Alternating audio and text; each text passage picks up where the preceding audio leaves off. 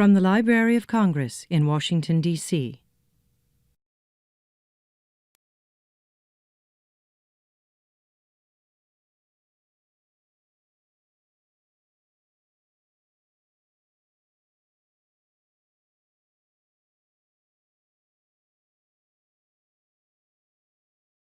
Good morning. I've gotten around, I've met a lot of you. If you haven't met you yet, I'm Bob Patrick. I'm the director of the Veterans History Project here at the Library of Congress, which is a part of the American Folklife Center. And without any further ado, I'd like to introduce the director of the American Folklife Center, Dr. Betsy Peterson.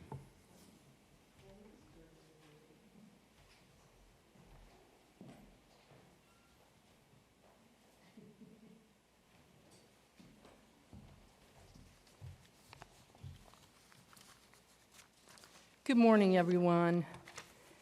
As Bob said, my name is Betsy Peterson. I'm the director of the American Folklife Center here at the Library of Congress, and on behalf of the Folklife Center and VHP, I want to welcome you here this morning, especially on this beautiful day and the commemoration of 70th commemoration of VE Day. But for those of you who don't know anything about the American Folklife Center, which I have a feeling might be a few of you, we are the umbrella partner for the Veterans History Project, and I'd like to give you just a little thumbnail sketch about some of the work we do, because there is incredible synergy between VHP and AFC, as we call it. The American Folklife Center was established by an act of Congress in 1976 with a mandate to preserve and present the rich and diverse folklife in the United States and beyond, and we do that in a range of ways. Our archive, however, actually predates us and goes all the way back to 1928. And since that time, as you can imagine, has grown to be the nation's and perhaps the world's largest repository of folk culture, folk traditions, documentation, other materials, photographs, interviews, manuscripts, and the like. And we can help your constituents and do help your constituents in many ways, and we can help your members' office in many ways. First of all, we are a resource for your constituents. People come to see us every day, every week. We are dealing with individual questions and queries online all of the time, and I want to encourage you to encourage your constituents to get in touch with us. We are a great resource of information. We also are a great resource of information for oral history or folklore training, learning how to do the documentation and the interviews, working with constituents. And in fact, 2 of our staff are leaving this weekend to go to Utah to do one of those trainings. We also work with state folklorists, state arts councils, folklife departments that may exist in your state. We often work with state humanities councils. So we are constantly engaged in a lot of the folklife work that is going on in your state. And we are a resource for Congress. Please feel free. Our door is open always to help you with any queries or questions that you may have in the work that you do. We also, I think most critically in that regard, have a page on our website called Folklife in Your State. Just go to the home page and you'll see that on the left-hand side. Click on it. It will give you a bibliography, a finding aid of all of the collections about your state in our archive. It will also give you a list of resources about folklife programs, activities, university archives in your state. So please check that out, and if you have any questions, let me know. But given that little background sketch, I hope you get the sense or understand that VHP is a very fitting partner for the American Folklife Center. And VHP is why we're here today. You know, there's a common refrain in the news and on the media, I think a lot these days, about the 1% who serve and just the perception that veterans are becoming more and more removed from the mainstream life of American citizens. But according to a relatively recent Pew Research survey, I believe last fall, 61% of Americans have an immediate family member who has served in the U.S. Armed Forces. And the survey defines immediate family, as you would imagine, as spouses, parents, siblings, children. Not accounted for in that survey are the larger still percentages of aunts, uncles, cousins, nephews, nieces, and the like. So the likelihood that a vast majority of people have a veteran in their life, or certainly in their communities, is obviously quite high. I myself count a grandfather, father, numerous uncles, brothers, nephews, cousins, veterans of 5 wars in my life, and I'm sure you all have similar experiences. But I think the Veterans History Project counters that perception, or actually I should say the stories in the Veteran History Project archive counter that notion. They bridge the gap in understanding about the human experience of war, and they put a human face on our ideas and our notions about America in conflict or at conflict. And it can be easily done with just a 30-minute interview. I know it's a little bit more difficult than it sounds, but it really is just a one-on-one conversation, helping to gather original material, such as photos, letters, and diaries, as well as those conversations, so that people now and in the future can hear those stories. The collections are used every week.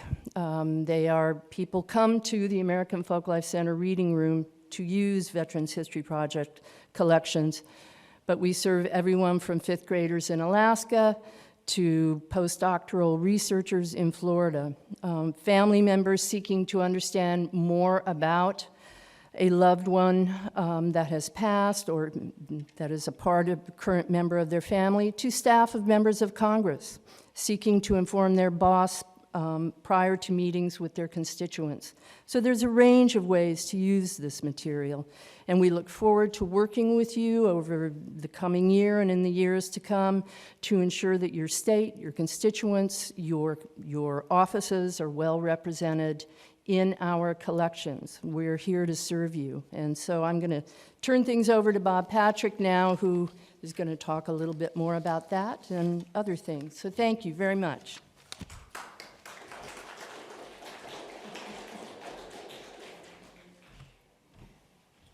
Thank you very much, Betsy. I appreciate that. Let me give you a quote. It's a quote by Maya Angelou. And she said, "There is no greater agony than bearing an untold story." And the veterans that we just talked about, the veterans that Betsy was alluding to, carry those stories. And in many cases, they haven't told those stories. That's why we always go around and talk to people also about who's the veteran in your life. And I've asked a few of you here this morning that. And have you heard their story?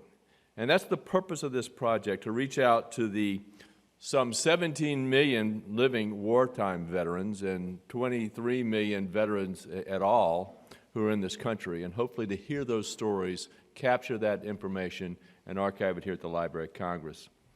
The Veterans History Project is your opportunity to make a meaningful difference for your constituency.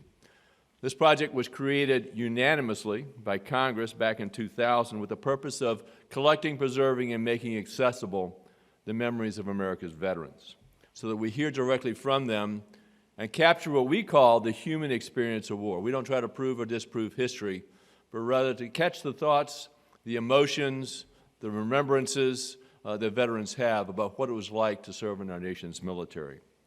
Now, what does that mean for you? What it means for you is that you have a nationally important, emotionally significant effort that you can bring to your community. And it isn't just, we always like to emphasize, it isn't just you alone, it isn't just the members of your staff back in the States alone. There are volunteer organizations, individuals who are working throughout this country capturing these interviews already. We've been doing this for 15 years. We rely on volunteer organizations, institutions, individuals to do this. People like the Veteran Services organizations, American Legion, VFW, DAV, who I think we all know about. The Department of Veterans Affairs, educational institutions, Red Cross, Daughters of the American Revolution. I could go on and on and on. Retirement communities, hospice, The National Court Reporters, which we can inform you about, which have been a great asset for us. But all of these are institutions that are right now collecting this information and sharing it back here to the Library of Congress, and we can tell you within your office how you can connect with them. We now have a collection of over 96,000. We get approximately 100 new collections in every week that come. They are, again, as was mentioned by Betsy, archived here and made accessible for researchers, educators, or individuals who want to come in here and use it. They display a tremendous amount of information. They are diverse. They cover everything from World War I all the way up to the current conflicts of today. They are a very rich archive, not just with the oral history, but a lot of the original materials, photographs, letters, and diaries that stand behind them. My staff is here today. Would the VHB staff who is here today please kind of raise your hand if you haven't seen them already? They're all sitting in the back too, like everybody else. They are here today to answer your questions and provide you with information. More importantly, they are on call to offer you a 15-minute session in your office to help tailor this process for your office, for your district, for your state. This isn't a one-size-fits-all project. We have offices in here already who have been participating in this project, and we like to sit down with you and see what works best for you. Today you're going to hear about a successful program from one of your colleagues. You're going to learn more about collaborations that are easily achieved around this goal as we share some of the unique efforts that are taking place now with an organization, the National Endowment for the Humanities. And then some of my staff are going to present you with some of the tools that are available to you right now that, through media that we have made available. But when we meet with you, as I said, we will sit down with you and kind of provide a kind of tailored approach for your own office. As Betsy mentioned, today is VE Day. I'm wearing my dad's World War II dog tag this morning because I know what he was feeling 70 years ago today over in Germany when he was serving. And if you think about it, if you know about World War II veterans, and I'm sure you've seen some in your communities, they're becoming a diminishing demographic. There's less than 1 million World War II veterans in this country right now, some 850,000 by the latest estimate I have. They are carrying stories that we need to get right now that are important for this archive, but also important for the nation. And to honor their legacy today, there's going to be a ceremony at the World War II Memorial that starts at about 10 minutes. But if you haven't heard it yet, if you haven't heard it, you aren't on any kind of social media, there's going to be a flyover that's going to take place, come up the mall here, and come right up here to the Capitol and make a right-hand turn back over that way. It'll be prime viewing up here on Capitol Hill. But we've got an offer for you folks who are here today. There's a little bit of an icebreaker. We have some limited space available up in the librarian's office, which is on the 6th floor of the Madison building. And if you're interested in perhaps doing that, we have a limited number of spaces, but as you leave today, check in the back with one of the staff, Monica, or some of the staff back there, and if you'd like to show up there at noontime, we might be able to accommodate you. So that's your reason for sticking around, too, all right? Maya Angelou also said, I've learned that people will forget what you said, people will forget what you did, but people will never forget how you make them feel. This project is the ideal vehicle for connecting your office to an effort that makes people feel honored, feel valued, and feel like they are making a positive contribution to the country. When we talk to veterans, we tell them, you know, you're performing another patriotic act for your country when you give your interview to the Veterans History Project. But as I mentioned before, you don't have to do this alone. You're working together, I said, with elements of your community, people who are already involved with it, people who know about it, but just need you to kind of give them some guidance, some materials, and maybe some additional support in what they're up to. This is our 15th year in recognizing veterans, and as well as our 15th year in recruiting interviewers. And we've made this 2015 our year of the interviewer, to thank those, you know, I said there's 17 million veterans. Veterans aren't the issue. There are veterans out there. The challenge is finding people to interview these veterans. We want to, this year, recognize those who've done so. I want to read you something. It may take a couple of minutes for me to do this. but that kind of gives you an idea of how this project can affect people in your community and the impact it has on them. I was out in Long Beach, California a couple of weeks ago and met this young lady, and we asked her if she could give us a quote on what it's like for her to work with the Veterans History Project. Her name is Hedl Shah. She's 19 years old, and she wrote this as a part of her college application. If you bear with me, I'd like to read this. Quote, "Patrolling the grounds of the U.S. military base in Japan, I put my hand on my holster. Quickly darting towards the faint noise I hear behind the tent. As I round the corner, I gape at the image in front of me. A Japanese man with his hands wrapped around his skeletal body is scavenging an empty trash can for a few crumbs of food. I withdraw my gun, aiming at the man. I hear orders in my head from my commanding officer, directing me to shoot any Japanese person on sight. But then I watch a fellow human jerk still when he sees my raised gun. He cautiously holds out his hands in the universal sign of hunger. In frustration, I feel myself shivering, but I cannot shoot him. Instead, I reach into my pocket, take out an orange, and put it into his hands. The man falls to my feet, overwhelmingly grateful for my legal actions." Unquote. Hedl writes, "This is the story I recall as I look down at the body of Howard Keenan, the brave World War II soldier who chose to share an orange rather than shoot a man. 3 months after I interviewed Howard for the Veterans History Project, he passed away from a stroke. I put my hand on his glass coffin, knowing that an honorable man died when Howard's heart gave out. As the number of interviews I have conducted increases, I have heard countless stories of people choosing the humane over authorities' orders. Each story makes me realize that humanity triumphs even in the most battle-hardened soldiers. Coming from a community that cares about reputation, more about reputation than morals, the stories from VHP pierce my heart. These stories make me painfully aware of how my community lacks what, in my mind, made Howard a hero. Rather than coming up with ideas to address their issues, my town drops homeless off outside city limits. Instead of assisting bully victims, my school refuses to acknowledge that bullying is occurring because it ruins their public image. Even my parents tell me that since the world values individual success, I should not let my inclination for humanitarianism become an impediment to my success. Surrounded by people who lack concern for others, I needed to find my faith in humanity again. Participation in the Veterans History Project restored that faith, made me realize that it is important to do the right thing, even when it may be detrimental to my personal record.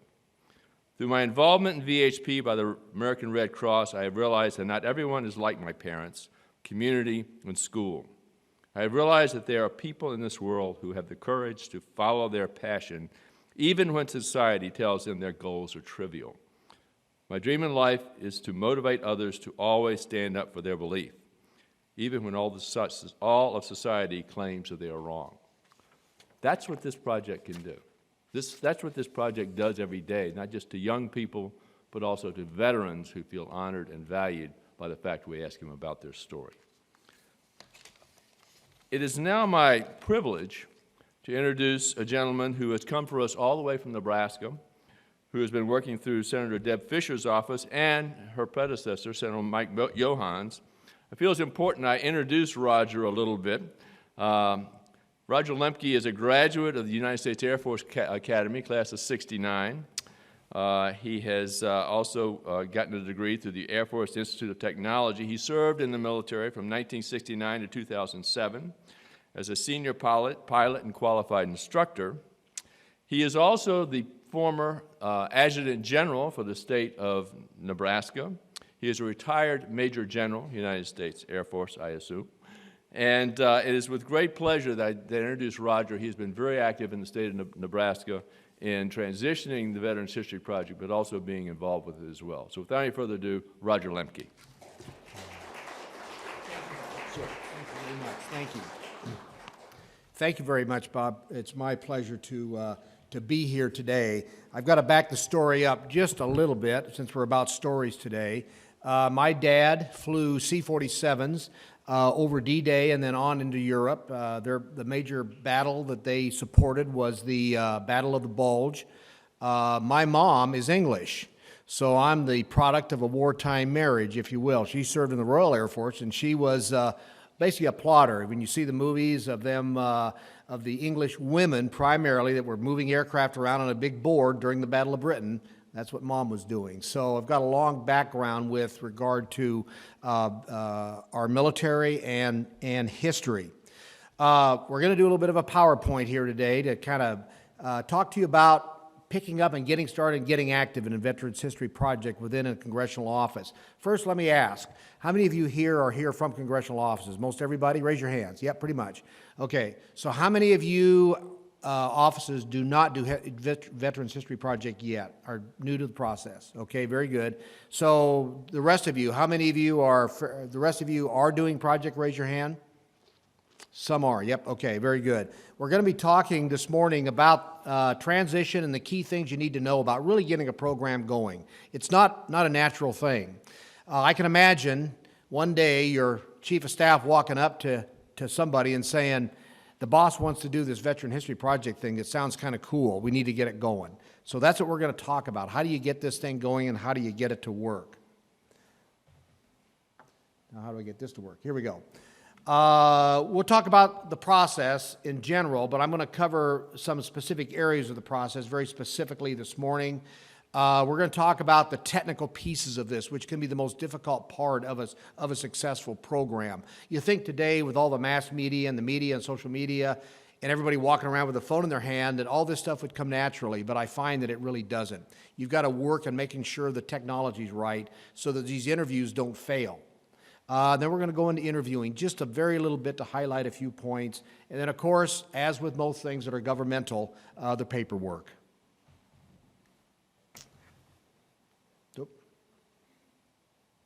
There we go. I break it down into 6 major steps of the process. Some sort of interviewer training, and that may be somebody within your office that's doing interviews, or you may enlist people from outside. When I was with Johans, we went out and did some training sessions with folks out in different communities throughout the state to get them involved in doing the interviews. Quite frankly, we didn't get a lot of output from that ourselves. Not that you won't in your particular state or district. What we ended up doing was more internal training within our office so that our staff could do effective interviews. Linkage, finding the veterans interview. I'm not going to spend any time on that. You all do outreach. You all have a database you do outreach with. The big thing is just to identify the Veteran History Project in your database so when you get names, you can put them in the database and then you can work the connections to get them going, to get interviews scheduled. What I am going to focus on today are organizing the interview, the preparation for the interview itself a bit, and then finally the package submission. Just first, a general discussion on the commitment, what it takes to get a good interview period done. And let's say you want to go out and do a day and do some interviews. So you're going to go to a nursing home.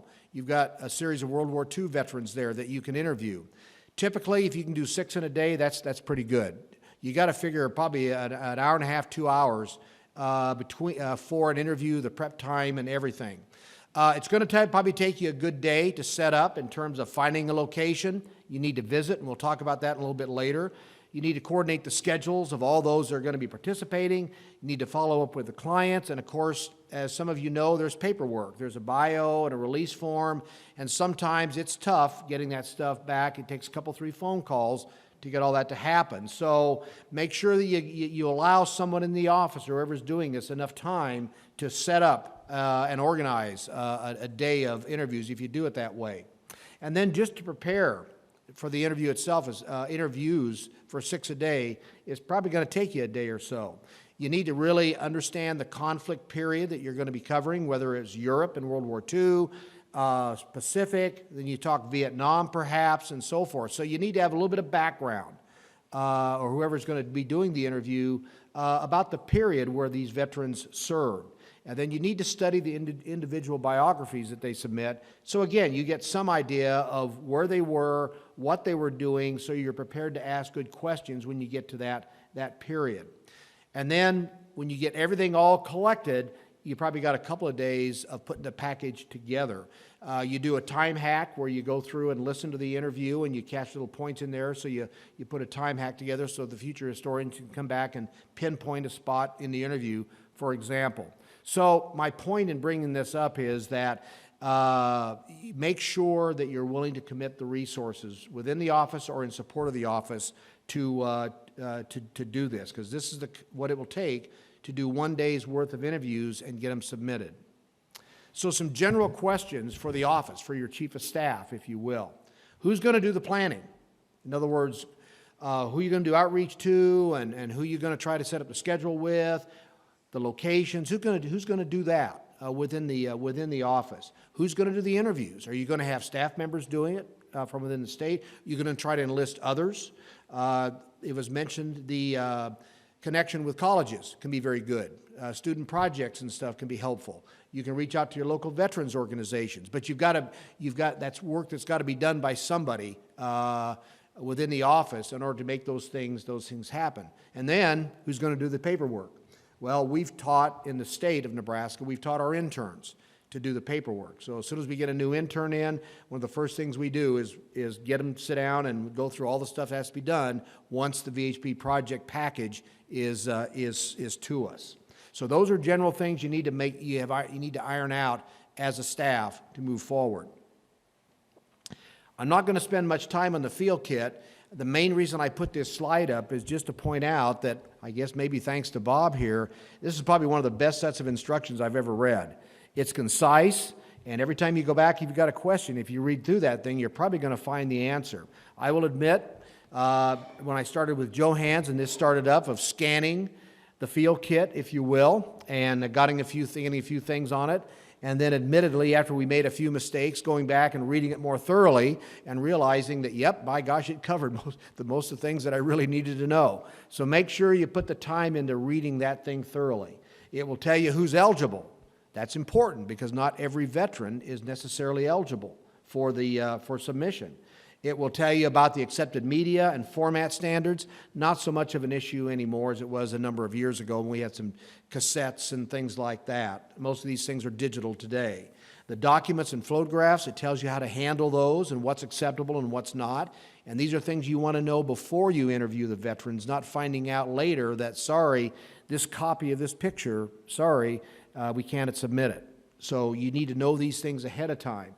Preparation and interview tips, it tells you how to prepare for the interviews, along with some of the things I'm going to tell you this morning. Processing the package, which again takes some time, and then a required form. So make sure you spend some time early on reading and understanding everything that's in that field kit. Equipment. And you would think, well, this ought to be simple. Again, everybody's walking around today with a phone, and you've got a camera on your phone, and everything like that. Boy, this ought to be a breeze. But really, the technical piece of this can be pretty daunting. Think about it. You've got a 92-year-old veteran, which, as the example was given here, 3 months after the interview, passed away. So you have one chance in most of these to get them right. If you do the whole thing and find out that something was wrong, you were bleached out because they were in the back against the window and the sun came out and you can't see them, or it turns out that the camera you're using, the sound doesn't pick up as good as you thought and you can't hear them, you're probably not going to recover that stuff. So you got to make sure the setup and everything is absolutely correct when you do it. So, some tips on equipment. And one thing before I go into that, when you go from one office to the next, if you are able to connect with a leaving office in your new office, you might talk about the transfer of that equipment through the, in our case, I'm familiar with the Senate, through the Senate office to make sure that you can pick up the equipment they've used and continue to use it. Or you may end up getting some equipment of your own. First, make sure the equipment's easy to operate. So the press shop equipment may or may not be the stuff you want to use.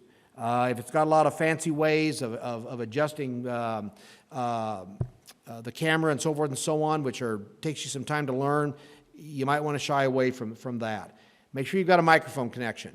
Most of your equipment's pretty good, but having your phone and hoping that that little mic on your phone will pick up somebody that's 5, 6, 7 foot away, it's a risk. So I always use a piece of equipment that's got a plug in, you got a mic on the subject, most importantly. It's got to be mountable. So you've got to be able to, generally we set it on a table, and then there's a chair, and so you can use just a tiny little mount, but you can't sit there and expect to hold it for 45 minutes or an hour and have a quality input. And then make sure you got sufficient memory.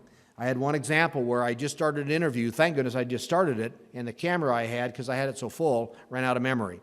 It's one of those little, thank goodness we were just into it so we could start over and we didn't miss anything. So those are just things that can happen to you technically. If you're a senator and you've got a large state, you may want to position equipment at different locations in the state.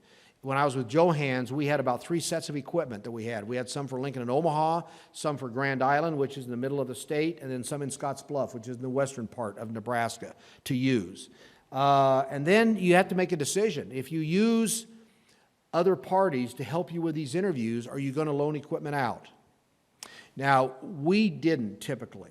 Again, you know, if you loan it out and you lose it, then you've got to go through all the paperwork of lost government equipment.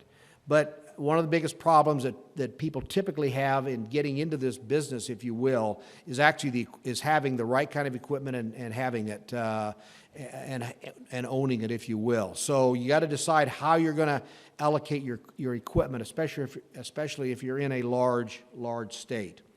I mentioned the Kodak ZI-8, which, by the way, you can't buy anymore. It's a tiny camera. It's about that big. It looks a lot like a flip, and some of you are familiar with the flip, maybe. But it is attachable, and it had a mic connection, and it was very easy to operate. So I could put it in a very small bag, and we could keep it in the office, and we could set it up very, very well. Unfortunately, they don't make exactly this piece anymore, but you can use that as an example when you're looking for equipment. Something like this will cost the office anywhere from $200 to $400 to buy, and that doesn't include the mic, which again isn't that much more.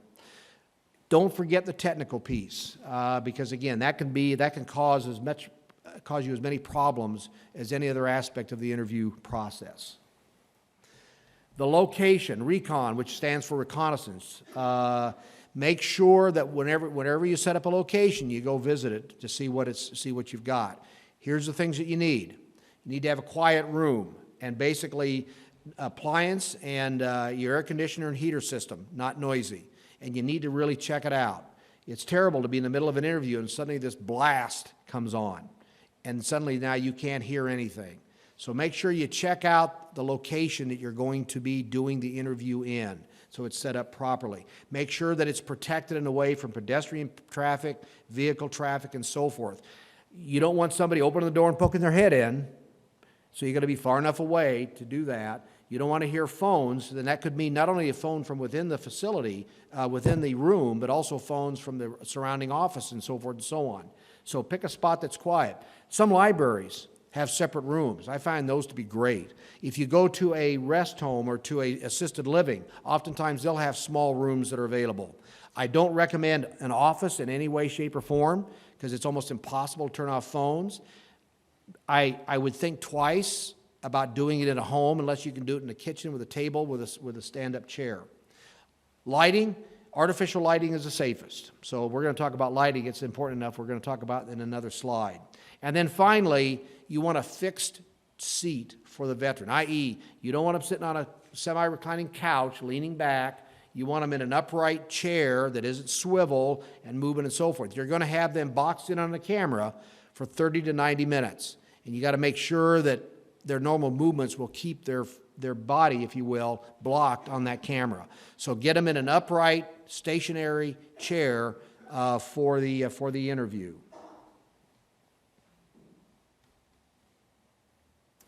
Lighting. Again, this can ruin an interview about as much as anything else. Either all artificial inside a room with the blinds drawn, or all natural. I don't recommend all natural. Right in the middle of the interview, a big cloud comes over, it changes your entire lighting sequence, and you're sunk.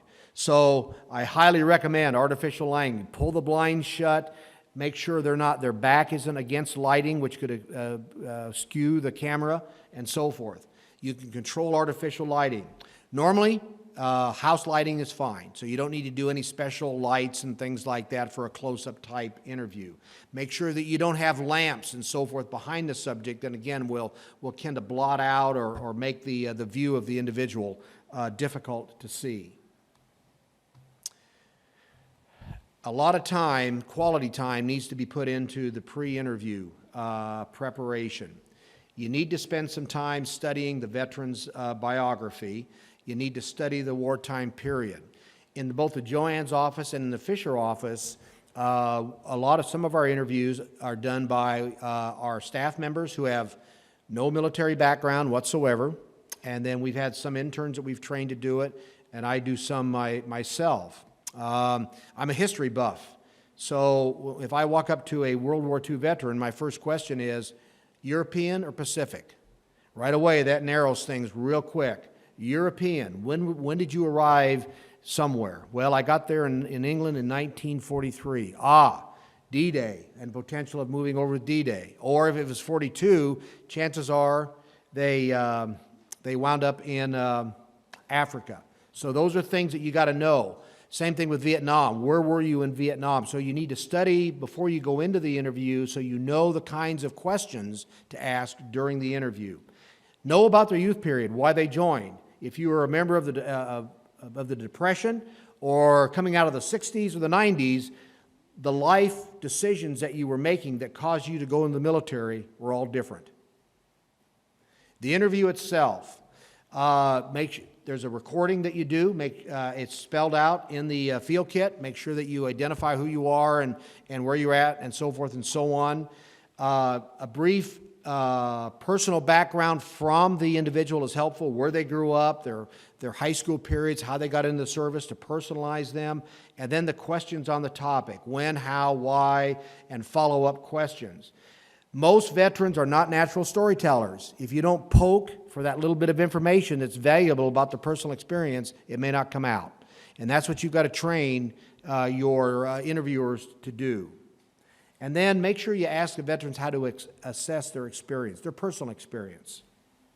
And if you have military jargon, explain what it is. I'm going to let you read this real quick. This is what we did in darkness, wet and discomfort, but a night spent in pouring rain, sitting up to the hips in muddy water with bits of straw hanging about him, does make a man feel and look queer on first rising. Indeed, it was almost ludicrous to observe the various circumstances of us officers, as smoking cigars and occasionally shivering. We stood around and watched a fire giving more smoke than heat. It was tedious work waiting for orders. We were anxious to be put in motion. If it were only up to circulate the blood, for both horses and men were shaking with cold. This is from a recent book called Waterloo by Bernard Cornwell, and it describes conditions at the battlefield, the Battle of Waterloo, which, by the way, in June, happened 200 years ago. These are the kinds of stories that you're trying to capture, like this, for historians to look at 50 and 100 and maybe 200 years from now. Some final tips. Make sure your battery is fully charged, and the best thing is to keep your camera plugged in at all times so you don't have to worry about it. Make sure you check your camera for no indexing before starting. Do a very thorough sound check. No sound, no interview. 30, 90 minutes. Some veterans have a tough time making it to 30, so be ready, and you'll have that rare number that will put you up against that limit of 90 minutes. Keep the camera in the upper face and shoulder area. And if they have to stop, if they get emotional, just stop the camera and just resume the interview as soon as they've recovered. And finally, the paperwork, the release form, the biographical data form, and all that stuff you've got to do in order to submit it. Some final steps, and then if you have any other questions and you want to contact me about our experiences with Johans and Fisher, there's my contact information. You can also call the VHP folks here. They'll know it. Be happy to talk to you about it. Again, I think you'll find this to be a very, very rewarding experience, and you'll find a lot of good comments coming back to your CODAL member's office if you get engaged with the Veteran History Project. Thanks for having me here today.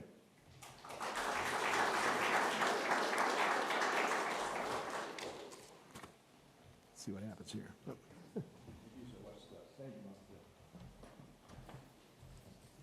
Certainly the voice of experience is someone who's been involved with this project. A lot of what Roger gave you is the type of training that we encourage everyone to get. And when we're talking about training, I want to recognize someone who's with us today. Megan Daly, I know you're back there. Oh, Megan Daly, I know you're right here. Megan, would you please stand? Megan is the Director of Senate Training and Education Office. And the last few months has been very active with us and getting doing some training sessions, both teleconferencing as well as some training here in Washington with folks, the staff that's here at the Senate and also folks back in the state. First of all, thank you, Megan, for doing that for us. But it has been very valuable to have that working through her office. I encourage you on the staff side, on the House side, to maybe get with who does that for you and perhaps encourage us to come over and do some of the training with them as well. But Megan, thanks very much for all you've done. Now talking about collaboration.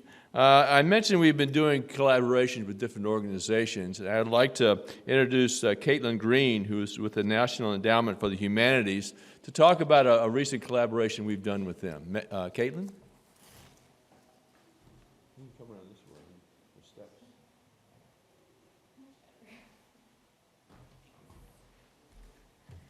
Good morning, everyone. Thanks, Bob. I'm here today representing the National Endowment for the Humanities. We're a federal agency. We are a grant-making agency primarily, but we also fund state humanities councils who do programming at the local level. Backing up a bit, I'm here today because Monica and the Veterans History Project team reached out to us a few months ago after our new chairman took office. Our chairman's name is Bro Adams, and he was previously the president of Colby College in Maine, but when he was a young student in the 1960s, he left college briefly to serve in Vietnam. And then when he came back, he had an experience that we've heard many times of reintegrating into the college classroom and learning how to compare his experiences to what he was experiencing back home. So Monica and the Veterans History Project team approached us at NEH and asked if the chairman would be willing to sit down and share his story. And of course, he was extremely excited to contribute to this fantastic collection, and we'll be sitting down with Bob to record his oral history next week. We thought, why not continue this beyond the chairman's recording and connect the two networks that NEH and the Veterans History Project have. We work in similar spheres as federal cultural agencies. However, there are different constituents we serve, so we thought this would be a good opportunity to collaborate and bring our worlds together. NEH has been engaged in an initiative to serve veterans over the past year and a half, although we've funded projects that connect veterans with the humanities going back further. I have materials in the back about some of our projects. One of the notable pieces of our Standing Together initiative is that the state humanities councils we fund have each taken on a special local project connected to veterans' experiences. For example, in Arkansas, the Humanities Council is funding a course at a local college for veterans who are reintegrating into the classroom. In Rhode Island, the council put on performances of the ancient Greek drama Ajax and led discussions for veterans and civilians in the community to discuss how ancient Greek drama relates to the veterans' experience today. So, soon after the chairman sits down to record his interview, we're going to send encouragements out to congressional offices, NEH grantees, state humanities councils to join NEH and VHP in a National Recording History Week during Memorial Day week. Of course, we know everyone has busy schedules, so if you can't participate in Record History Week, you are also welcome to contribute to the collection anytime and participate and collaborate with NEH and the VHP. One other reason we're doing this, Roger touched on this a little bit, is that we see this as the collection of the future for future historians to access. NEH, as part of Standing Together, recently awarded funding to Ken Burns to produce a documentary on the Vietnam War, and Monica has told me that his staff has been in the collection looking at different pieces. We at NEH fund projects like Ken Burns's documentaries fairly frequently, so we hope that this archive will exist for future NEH grantees to access as they're compiling the histories of the recent conflicts in the future. So I will be around to connect anyone. We have materials around, and thank you.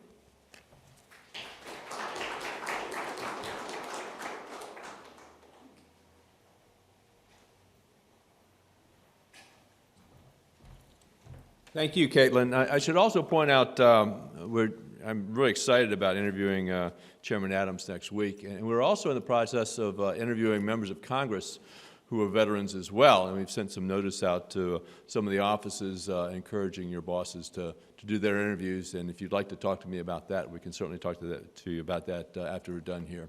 I'd like to draw your attention, too, as you leave here, you look in the back. If you haven't already, you see a group of maps. I have kiddingly been calling them Sprint, AT&T, and Verizon.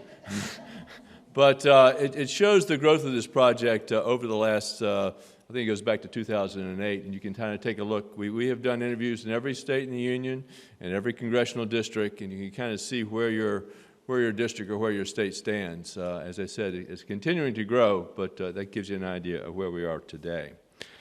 I'd also, now at this point, I'd like to call forward one of the VHP staff members, Andrew Huber, who's going to speak to you a little bit about some of the media things and some of the more recent developments we have in the project to help you. Andrew?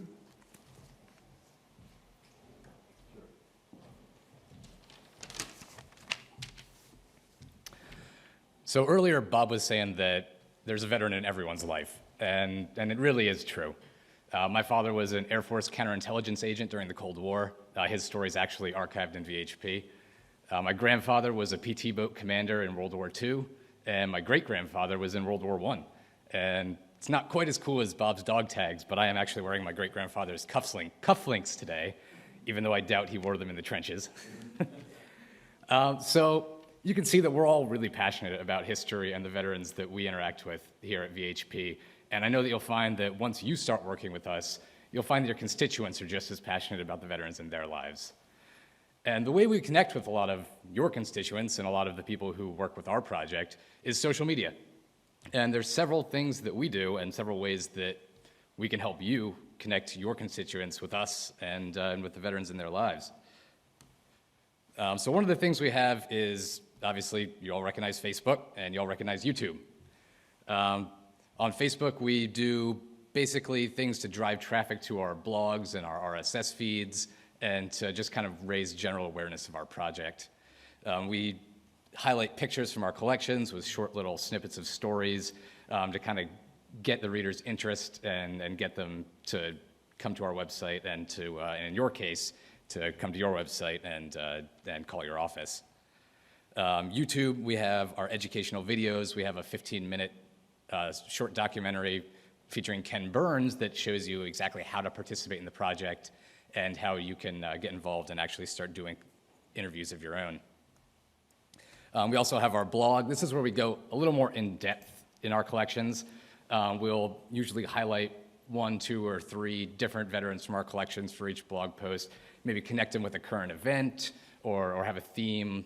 Over the holidays, we had a great series of soldiers who were missing home or traveling home because, you know, we all know that everyone wants to be home for the holidays. But this is where we go a little more in depth into things, get some great traffic on there. People love the stories. You know, just a really good way to show the human aspect of our collections. And that's what we do. So what I'm here to do is to tell you what we can do for you and what you can do for us and what you can do for your constituents. Hopefully you can all see that the examples over here. Hopefully you can read them. So I've got a collection of things that other offices have done to interact with us, some tweets, some Facebook posts, and some other things. But the first and probably easiest thing you can do is just put a link to us on your website. Now, I know most of the representatives and senators' pages have Veterans Affairs sections or, you know, something about veterans in their issues section. And it's really easy just to go in and put a link, www.loc.gov/vets. Maybe a little paragraph about what we do, what we, you know, why our project's important. It's entirely up to you. And I'm going to get to the level of involvement in just a bit. The other thing you can do is share our posts on your own social media. You can see on the Facebook one, that's a direct link to one of our collections. You can see on the Twitter ones, some of them just kind of say, like for instance, the one from Senator Joe Manchin, to honor the service of our veterans, help the Library of Congress with the Veterans History Project, and then our link to our website. Or they get sometimes a little bit more specific if they're announcing an actual event that they're doing with the VHP, like Joe Donnelly. Columbus veterans, Joe's staff will host a Veterans History Project event at Green Tree at Westwood next Wednesday. And then, the other ones that are just kind of linking to one of our collections, like Tim Kaine saying, honored to interview John Napolitano, former USMC Corporal for the Veterans History Project. Watch the interview here. So there are a lot of different ways that you can kind of share what we're doing, and you can also do things like create your own posts. We have several different things that we can do to help you create your own posts. We can give you links to collections, we can give you photographs, and we also have two public service announcements pre-prepared that we can give you the source files for. You can make bumpers for yourself. And if I can get the help of the guy in the back, can we please show those two PSAs? Just as From an the example. world wars to Korea, Vietnam, to the Persian Gulf, Afghanistan, and Iraq, they saw what few others ever saw. But many veterans don't talk about their experiences. It may be because you've never asked. Learn what you can't always find in the history books. Interview or contribute materials from the veteran in your community for the Library of Congress Veterans History Project. Download a field kit from our website to find out how you can play a role in preserving history. So that's the 30-second.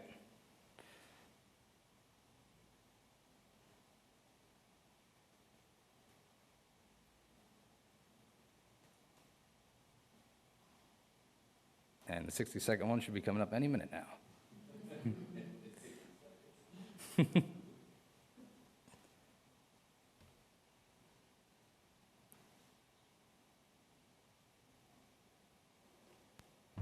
From the world wars to Korea, Vietnam, to the Persian Gulf, Afghanistan, and Iraq, they saw what few others ever saw. But many veterans don't talk about their experiences. It may be because you've never asked. Learn what you can't always find in the history books. Interview a U.S. veteran in your community and submit their audio or video interview to the Library of Congress Veterans History Project. Or share their stories by contributing their original photos, letters, or military documents. Participate so that future generations may hear directly from those who served and better understand the realities of war. Download a field kit from our website and find out how you can play a role in preserving history. So as you can see, we've got those videos for you. We've got our YouTube videos. We've got our Ken Burns video. We've got collections. We've got photographs. We've got no shortage of material that you can use to promote VHP on social media. And the big question, though, is why should you care? Yes, you're helping us very much so, but you're also helping yourself. You can connect our events to things in your district if you're doing a VHP event, or if it's a holiday like Memorial Day or Veterans Day. And it connects you to your district because, as you can see on here, people actually know us and they like us and they want people to participate. So it's probably a little too small for people in the back to read. But this is a post by Cory Booker, and it says, "This gentleman is Lou Schwartz. He's a 102-year-old World War II veteran. He was in the Navy and fought in the Battle of Iwo Jima. He served on the USS Saratoga, where he was the oldest man on the ship at 31. It was such an honor to meet him today. Everyone in the room was both humbled and inspired by him and his continued spirit of service." And only 3 posts down, you have someone posting saying, "Cory Booker, your team should interview him for the Library of Congress's Veterans History Project." It's not a shill, I promise. That was a normal, regular constituent. And right below that, we have 2 people, who know us, who agree with her, and want the guy's story archived. So, your constituents, they do appreciate our service, and they want their veterans, their relatives' stories in there, because it's a point of pride for a lot of them. You know, this is something that future generations are going to look back on, that they'll see their family's name, you know, in the Library of Congress. So it really does connect you with your constituents, and it just, in general, improves your kind of visibility on social media. You know, it gives you more things to post about, gives you more likes, gives you more shares, and you know, it's very good for that sort of thing. Oh, I'm sorry, I did forget. Another really, really easy thing is we've got a graphic available for to put on your email signature if you want to do that as well. So if you're interested, if you think this is something that would benefit you in your office, VHP staff are absolutely glad to come over and do, as Bob said, we can do a 15-minute briefing. Glad to tell you exactly how you can integrate social media into your own platforms. At your convenience, just either drop your business card in the fishbowl outside or find me in the back once this is done, and I'll be glad to come over.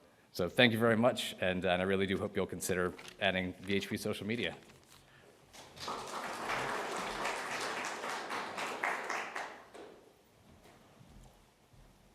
That concludes our briefing.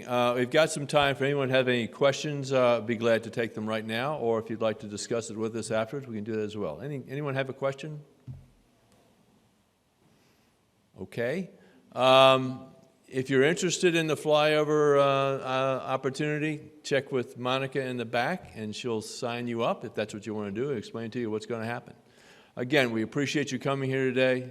Have a safe weekend, and don't forget VHP. Thanks a lot. This has been a presentation of the Library of Congress. Visit us at loc.gov.